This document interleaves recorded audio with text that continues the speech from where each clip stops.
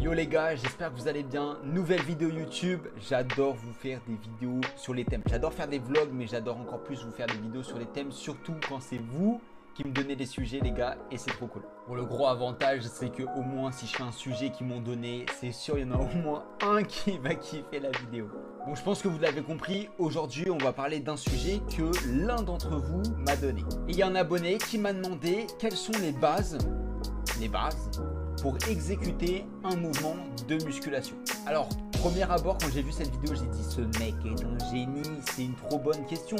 Mais vous allez voir que c'est pas si simple que ça à répondre. Donc les gars, à la fin de la vidéo, vous allez me dire en commentaire si j'ai bien réussi à répondre à cette question parce que franchement, c'était pas facile. Donc dans cette vidéo, je vais vous donner 4 éléments de base qui est applicable à tous les mouvements de musculation. Et si vous faites ces 4 choses, votre mouvement, il est un minimum correct. Franchement les gars, je sais pas si je fais un générique ou un truc comme ça.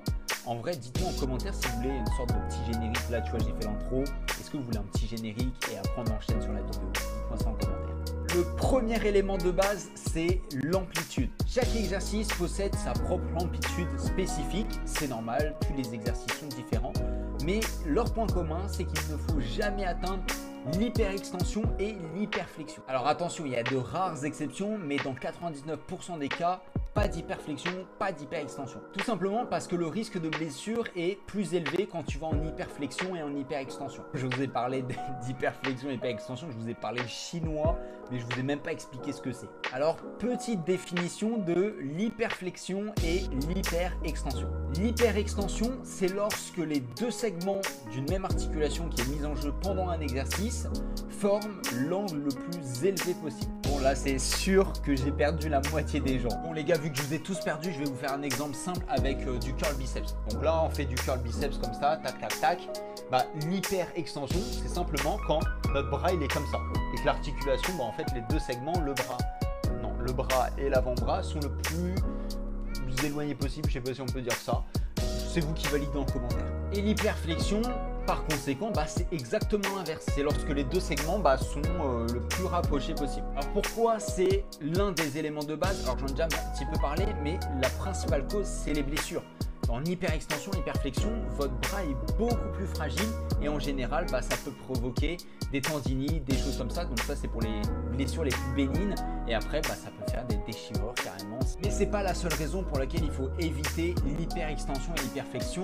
En plus d'être dans une relative sécurité, ça va vous permettre de garder une tension continue pendant votre mouvement. Et l'avantage de la tension continue, c'est tout simplement de gagner de la stabilité, mais aussi d'améliorer l'intensité de votre exercice. Et forcément, s'il y a plus d'intensité, vous avez plus de résultats. Bon, on a fini le premier élément. Avant de passer au deuxième, les gars, n'oubliez surtout pas de vous abonner, activer la cloche et mettez votre petit like, comme ça c'est fait et on passe au deuxième. Le deuxième élément de base, c'est avoir une charge adaptée. Comme pour l'amplitude, chaque exercice possède une amplitude différente, mais aussi une charge qui va être adaptée à chacun, parce qu'on va pas pouvoir mettre le même poids sur un squat ou sur du curl biceps, c'est logique. Mais attention, la charge, elle va aussi varier en fonction de ce que tu recherches. Si tu veux travailler la force, tu vas pas mettre un poids aussi élevé que si tu cherches à travailler l'endurance. Ta charge, en plus de ça, elle va déterminer énormément de choses par rapport à ton mouvement. Entre autres, ta sensation, ta sécurité, ton exécution et encore ta progression. Donc c'est pour ça que c'est indispensable d'avoir une charge adaptée et c'est pour ça que c'est le deuxième élément de base. Le troisième élément de base, c'est le placement de ton dos. Alors celle-ci,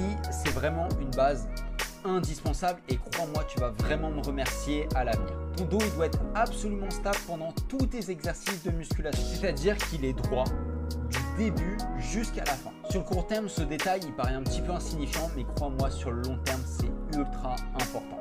Et si vous avez peur de vous faire mal, tout simplement, et de ne pas avoir votre dos bien droit, il ne faut surtout pas hésiter à mettre des exercices de gainage dans vos séances au tout début et à la fin pour renforcer toute votre sangle abdominale. Un dos droit, les gars, c'est un gage de sécurité pour vous, donc ne le négligez jamais. On arrive déjà à la quatrième base, les gars. Franchement, je sais pas si elle était longue, courte cette vidéo. De toute façon, je verrai bien en montage.